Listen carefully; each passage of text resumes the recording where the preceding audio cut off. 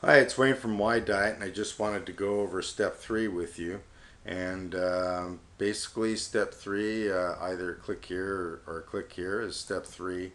And quickly, basically, step 3, you create step 3 as your meal plan. This is where it breaks down your food that you need to weigh out. And there's another video covering your food and weighing your food and so forth, but we're just going to cover quickly step 3 here. It's actually a big step to explain, but actually a very quick step to actually create. So we'll go ahead and as you can see, I've got week 1 here, and in step 2 I've just created or edited my core information, which means I need to create a new meal plan. I could edit my old meal plan, but I'm just going to create a new one, and that's just keeping it straightforward. So I'm going to call that week 2 because by default it calls it week 1. And you'll see here there's only one drop down. This drop down will only show one. If it does show more than one, it means that you've created more than one core information entry. You're going to need to delete the other ones because there should only be one here, or it will skew all the values. Now really that is all I need to do to create a meal plan. Literally that is it. I could granulate and change certain information by changing these values. Right here, these are the 4 food categories that we can change percentages of distribution, like protein, carbohydrates, veggie, fruit, and fat. And down here is the distribution of energy for your different meals throughout the day. Anytime you change any of these, you'll see that you need to create a green light here before you submit. Although it will take an error during submission, it won't tell you that you're wrong.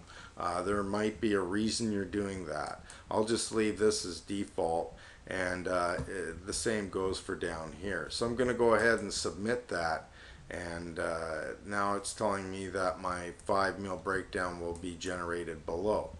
Now when it says below, that's down here, and I can highlight that and see my week 2, and if I want to go to a print page to print that out, I go ahead and highlight that, go up in my menu and file and print this page. Don't click on it and try and print this. It's not going to work too well. Let's go back to step 3, and on the right here are the foods that you're allowed to eat. These are the core elements. As you can see, if I highlight any of these, it comes up and gives you a breakdown of that food. You can view the property items of that and see what values it has for vitamins and so forth, and a lot more detail. Now these are the foods that you're allowed in the 4 food categories if you want to make your own dishes. There's also pre-made recipes.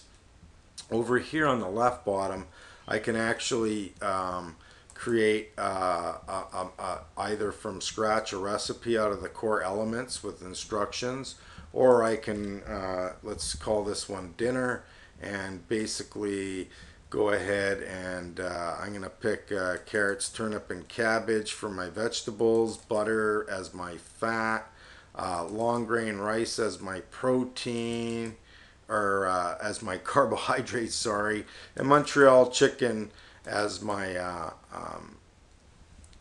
protein. Go ahead and save that. Now I can feed the whole family this meal and then go ahead and weigh out my food using this printed out list. So once again, this helps you build your meal plans. These are the foods you're allowed to eat, and this is the basically the meal plan breakdown. So you can see your old one, your new one, and keep the list going. Basically that covers meal planning in a nutshell. Don't forget, you can always ask Help Desk. We're there to help. Within 5 minutes or 2 hours, we usually give you a response. And that covers step 3.